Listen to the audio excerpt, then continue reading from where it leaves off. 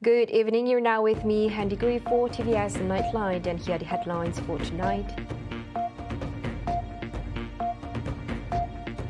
Sarawak Minister muls on constructing its velodrome after SUKMA 2024's curtain call. Home Ministry requires more information from the FBI on the alleged Malaysian Islamic NGOs listed on its terrorist screening list. Brazil president calls out the Israel-Palestine conflict as modern-day Holocaust and triggering many, including Netanyahu.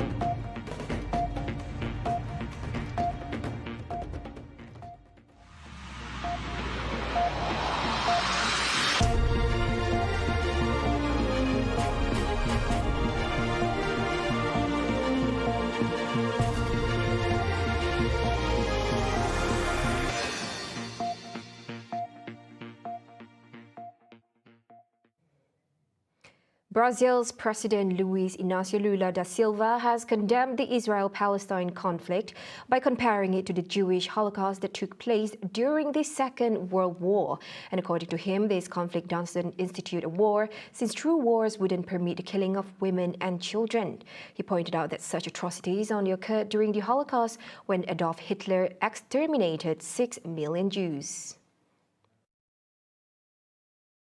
Acontecendo na faixa de Gaza com o povo palestino, não existe nenhum outro momento histórico. Aliás, existiu quando Hitler resolveu matar os judeus. E qual é o tamanho do coração solidário dessa gente, que não está vendo que na faixa de Gaza não está acontecendo uma guerra, mas um genocídio. De que não é uma guerra entre soldados e soldados, é uma guerra entre um exército altamente preparado e mulheres e crianças. Lula's opening speech at the 37th African Union Summit garnered critical remarks from the Israeli camp, including President Benjamin Netanyahu, who slammed Lula's remarks. Today, the president of Brazil, by comparing Israel's war in Gaza against Hamas, a genocidal terrorist organization, to the Holocaust, President Silva has disgraced the memory of 6 million Jews murdered by the Nazis, and he's demonized the Jewish state like the most virulent anti-Semite. He should be ashamed of himself. He went on to say that Israel will continue to oppose unilateral recognition of a Palestinian state, and in the wake of the October 7th incident, Israel will continue with its plan to occupy Palestine. Meanwhile, Hamas, in a statement published on social media, welcomed Lula's comments and expressed appreciation for the comparison between the Holocaust and the current fighting in Gaza. In November, the 78-year-old president welcomed a flight with about 30 people who successfully fled Gaza via Egypt with the help of aid provided by the Brazilian government. He condemned the war's impact on civilians, saying he had never seen such brutal and inhumane violence against innocent people. Now, back in Malaysia, the Home Ministry KDN is seeking more accurate information concerning 3 members of different Islamic non-governmental organizations, NGOs, in Malaysia who are listed in the Terrorist Screening Center TSC by the United States Federal Bureau of Investigation FBI. Home Minister Datuk Seri Saifuddin Nasution Ismail said he had contacted Inspector General Police Tan Sri Razaruddin Hussain regarding the matter.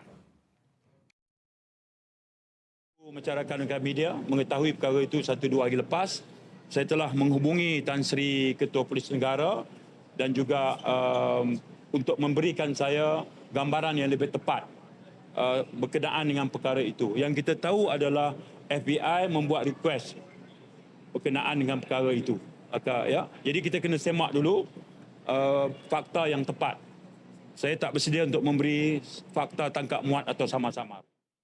Earlier, it was reported that the Foreign Ministry had instructed the 3 individuals on the list to no longer be involved with POST-SUKMA, which oversees the delivery of humanitarian aid from Malaysia to the people of Palestine in Gaza. POST-SUKMA Secretariat Chairman Jasmine Johari previously confirmed the validity of the notification letter he received from the Foreign Ministry.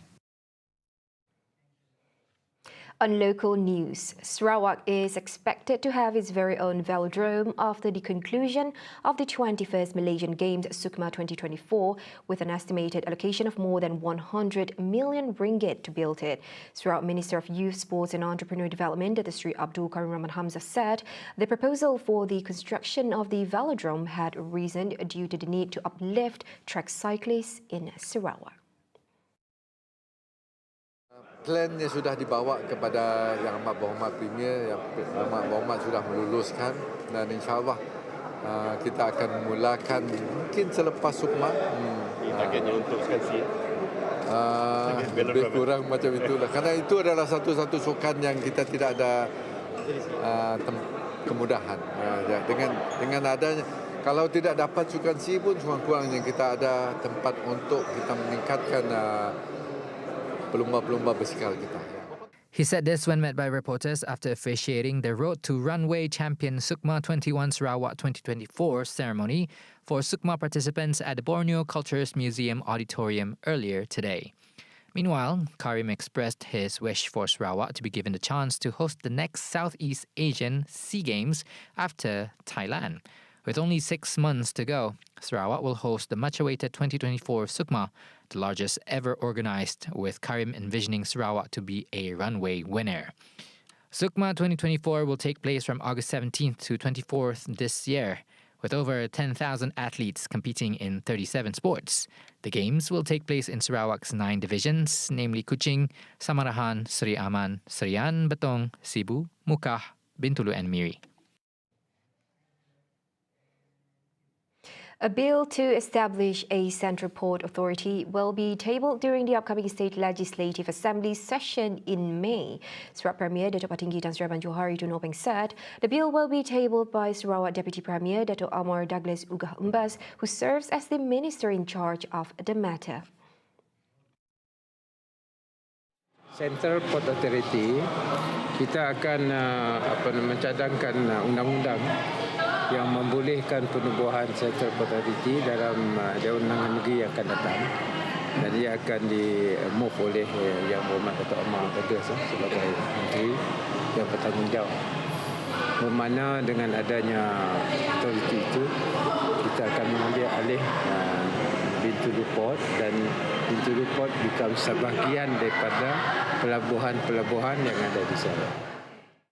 He said this when met after the 2024 Chinese New Year celebration organized by the Sarawak Premier's office at the Sarawak State Legislative Assembly building in Kuching earlier today.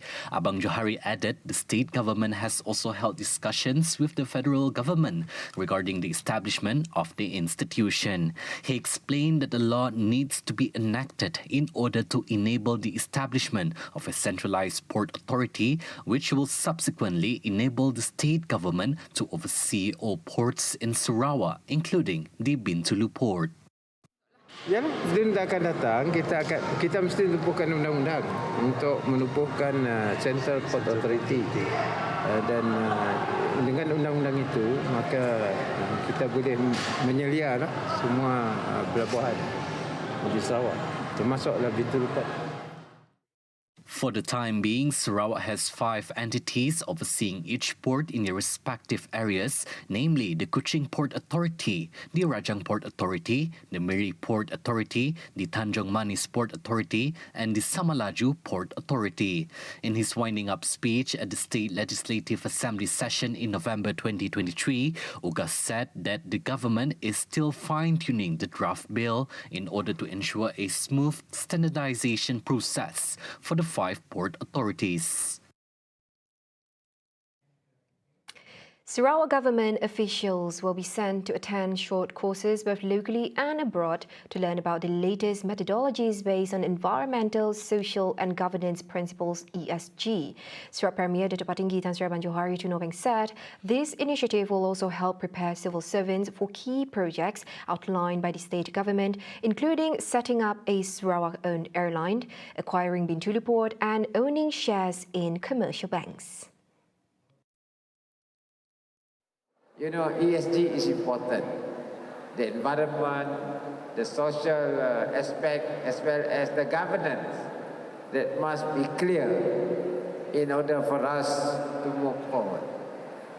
Because of that, we will be sending some of you to do your short courses in various institutions, including Harvard, as well as Lee Kuan Yew studies, meaning we want to expose you with the current methodology in facing problem and finding solution. Chosen civil servants will gain valuable insights from discussions and case studies during the short courses, helping them to prepare for future challenges and develop effective solutions. He also said that he and members of his state cabinet will have to adjust themselves in formulating policies. On my part, my cabinet also have to adjust ourselves when we formulate policies. We want to make policies that is practical and current, abreast with the challenges faced by the government. He said this in his address at the Premier's Department's Chinese New Year celebration earlier today. Also present were Deputy Premiers Dato' Ahmad Dr. Sugambas and Dato' Ahmad Dr. Sim Kui Hian, as well as State Minister of Tourism, Creative Industry and Performing Arts, Dato' Seri Abdul Karim Ramhan Hamzah. Sarawak is on track to achieve the national target of 70% coverage for human papillomavirus HPV screening among women aged 30 to 65 by 2030. Deputy Premier of Sarawak, Dato' Amar Dr. Sim Kui Hian said the target encompasses approximately 714,800 Sarawakian women within the age group. We want Sarawak to be the first place in Malaysia to get rid of, to eliminate, not get rid of. We have to be more professional. He told this to reporters during a press conference at the officiating ceremony of the 2024 Gynecological and Sympathological Practice here on Monday.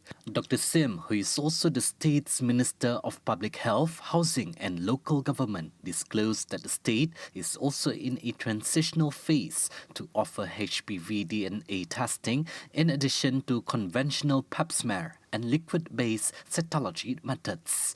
However, Dr. Sim noted that the state faces several challenges in making these changes, including a shortage of expertise.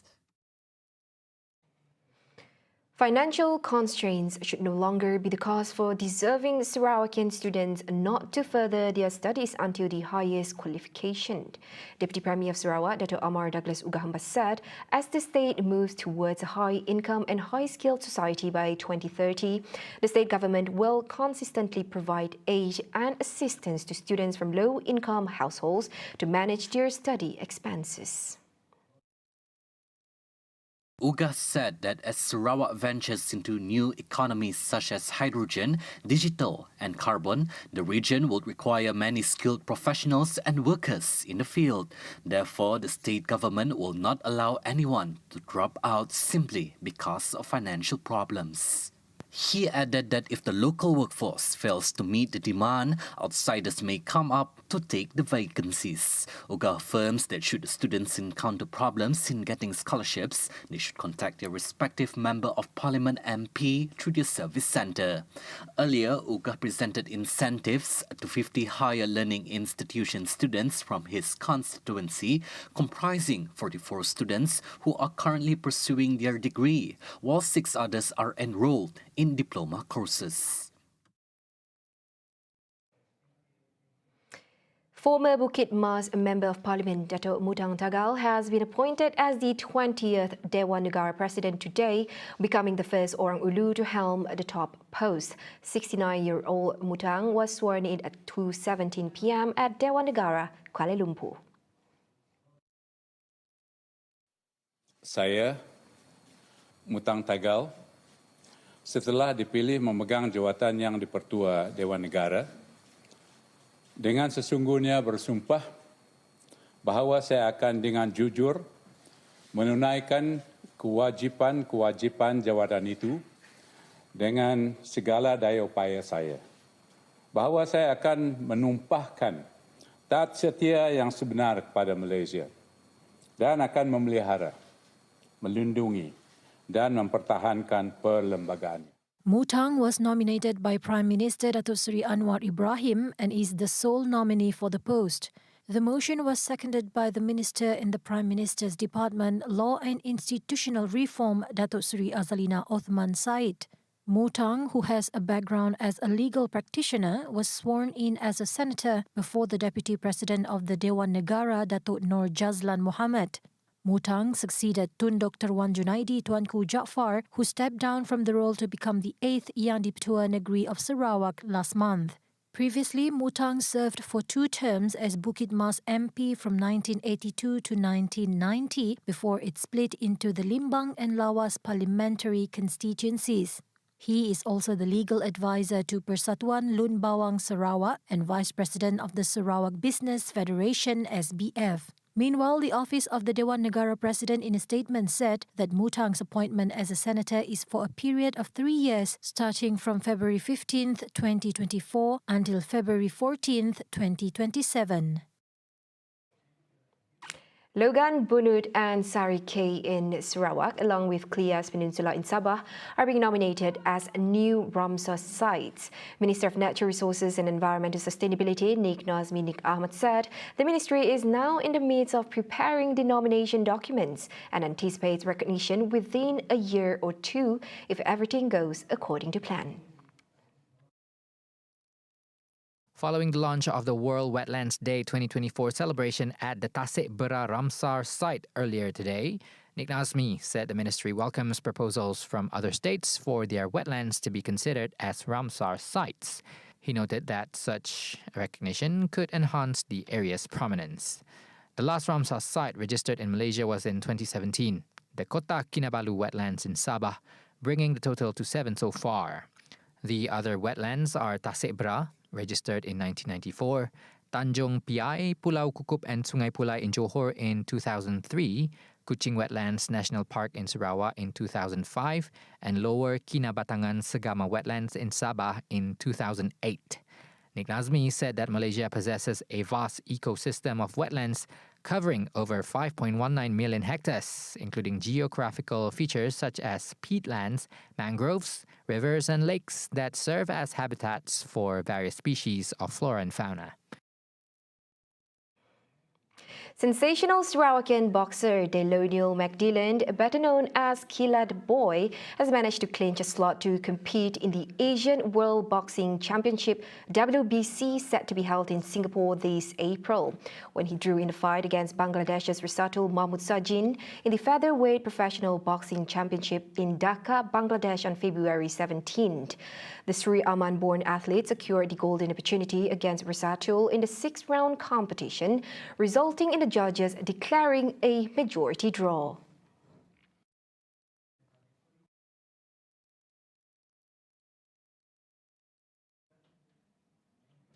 Now, the Ministry of Home Affairs, through the Immigration Department, is studying the possibility of extending passport validity to 10 years compared to the current 5-year duration.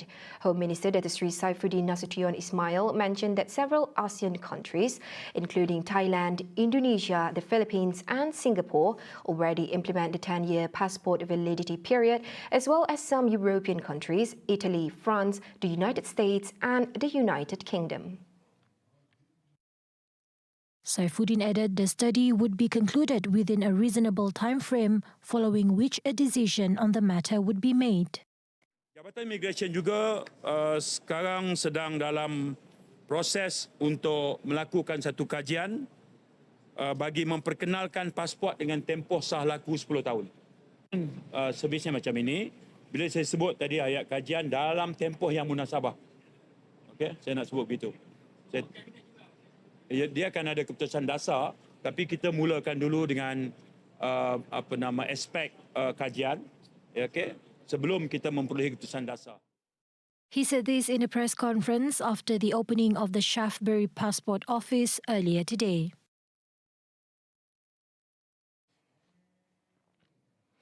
Sarawak is poised to be an economic powerhouse propelled by its higher development expenditure in catalytic infrastructure and backed by its comprehensive post-COVID-19 development strategy 2030.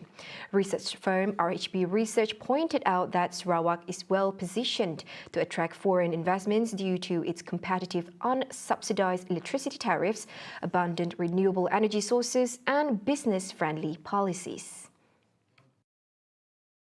The research house was highlighted several important infrastructure projects to look out for, including water projects, transportation development projects such as Kuching Autonomous Rapid Transit and highways, renewable energy projects such as hydropower and potential data centers. Together with the recent discoveries of new oil wells offshore Sarawak, in addition to its strategic location as a prime area for carbon capture and storage, the demand for related infrastructure could increase. Additionally, RHB Research said that Sarawak is the fourth largest state in Malaysia after Selangor, Federal Territory, and Johor recorded the highest value of construction work done in 2023 with 14.6 billion ringgit. The figure represents a 5-year compound annual growth rate of 4.5%, which is commendable in comparison to most other states which saw a decline. In 2022, Sarawak recorded the fifth largest value of construction projects among the states in Malaysia at 9.9 billion ringgit. Now, the crude palm oil CPO futures contract on Bursa Malaysia derivatives ended higher today, showing positive outlook in the Dalian Commodity Exchange DCE palm oil market. Palm oil trader David Ng said the expectation of lower output and seasonal buying was seen as a short-term supporting price factor, although it may reduce the overall stock level in the country for another month. Hence, dealers are allocating support at around 3,800 ringgit per tonne and resistance at 3,950 ringgit per tonne.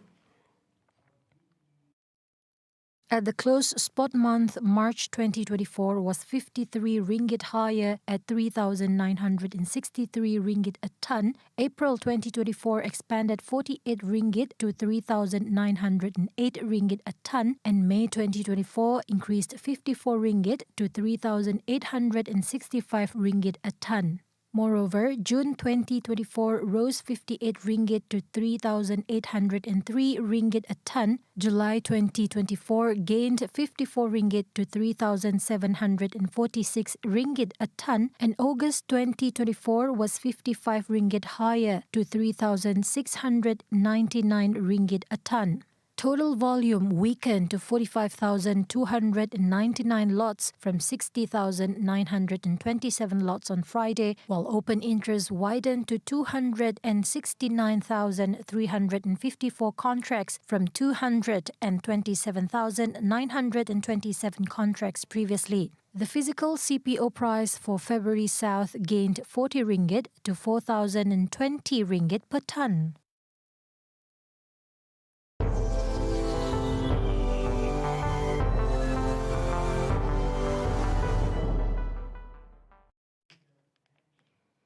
Despite international pressure to safeguard Palestinian civilians taking refuge in the southern Gazan city of Rafah, Israel has stated its intention to invade the city at the onset of Ramadan. In response, the United States and other governments, including the United Nations, have escalated their appeals to Israel, urging the country to cancel its planned offensive on Rafah with increasing urgency. The city of Rafah, situated on the border with Egypt, stands as the last refuge in Gaza. Displaced Palestinians have fled there, seeking shelter in expansive tent encampments, yet lacking access to sufficient food, water, or medical supplies. With a possible attack on the holy month, the question that remains is where Palestinians can go, or what they can do after 4 months of war that have flattened vast areas of the Strip. In the meantime, many top Israeli leaders obstructed the entry of 8 trucks bound for Gaza through the Nitzana crossing with Egypt, leading to widespread hunger in Gaza, forcing residents to resort to grinding animal feed into flour for sustenance. A UN agency reported that currently nearly 3 out of every 4 people are consuming contaminated water. Meanwhile, since Friday last week, 7 patients, including a child, have died in the last functioning hospital in Gaza as a result of power cuts, and 70 medical staff, including intensive care doctors, have been arrested. The Zionist campaign carried out by Israel in Gaza has resulted in the death of over 29,000 individuals, with the majority being women and children. The United States said it will block another resolution that will soon be presented at the United Nations, urging a ceasefire in Israel's war on Gaza. Algeria has proposed a new resolution that will be put to vote Tuesday at the UN Security Council UNSC that seeks an immediate humanitarian ceasefire between Israel and Hamas, while also demanding an immediate and unconditional release of all hostages. U.S. Ambassador to the UN, Linda Thomas-Greenfield, said in a statement that should it come up for a vote as drafted, it will not be adopted. The envoy said the resolution could run counter to the goals that Washington says can be achieved through diplomacy and talks between Israel and Hamas that Qatar and Egypt are also mediating. A potential agreement, which has been under discussion for weeks, proposes a week-long truce during which Israeli captives held in Gaza can be exchanged for Palestinian prisoners in Israeli jails, and more humanitarian aid can enter the besieged Gaza Strip. The talks appeared to suffer a setback last week when Israeli Prime Minister Benjamin Netanyahu called Hamas's demands ludicrous, and mediator Qatar has said the discussions have not been promising. The U.S. has used its veto power to support Israel at the Security Council on dozens of occasions. It has done so several times since the start of the war on October 7th, most recently in early December when it vetoed a ceasefire resolution presented by the United Arab Emirates. Starting 2026, Singapore will require all airlines departing from the city-state to use sustainable aviation fuel (SAF) as part of the industry's plans to cut carbon emissions. The move, however, translates to higher airfares for passengers who are required to pay a sustainable fuel levy to offset the cost of the environmental-friendly fuel. Under the move, airliners will be required to use a jet fuel mix that is 1% SAF, which will be gradually increased to 3% and 5% by 2030. Singapore Transport Minister Chee Hong Tat said the move will provide demand to fuel producers and incentivize them to invest in new SAF production facilities. Aviation is responsible for between 2 and 3% of global CO2 emissions, but it is one of the most difficult industries to decarbonize. The International Civil Aviation Organization has set a goal for the industry to achieve net zero carbon emissions by 2050, and SAF is key to reaching that target. SAFs are produced from renewable biomass and waste resources and can comprise up to 50% of jet fuel mixes. They are seen as the main tool for decarbonizing the aviation sector, but the technology is still in its infancy and production remains expensive. See the world closer with TVS as we bring you the latest news updates both locally and internationally. For more headlines anytime, anywhere, just head on to our official website at tvsarawak.my or follow us on our social media platforms. Those were the updates on TVS Nightline. I'm Handy Gui. Thank you for watching. Have a good night.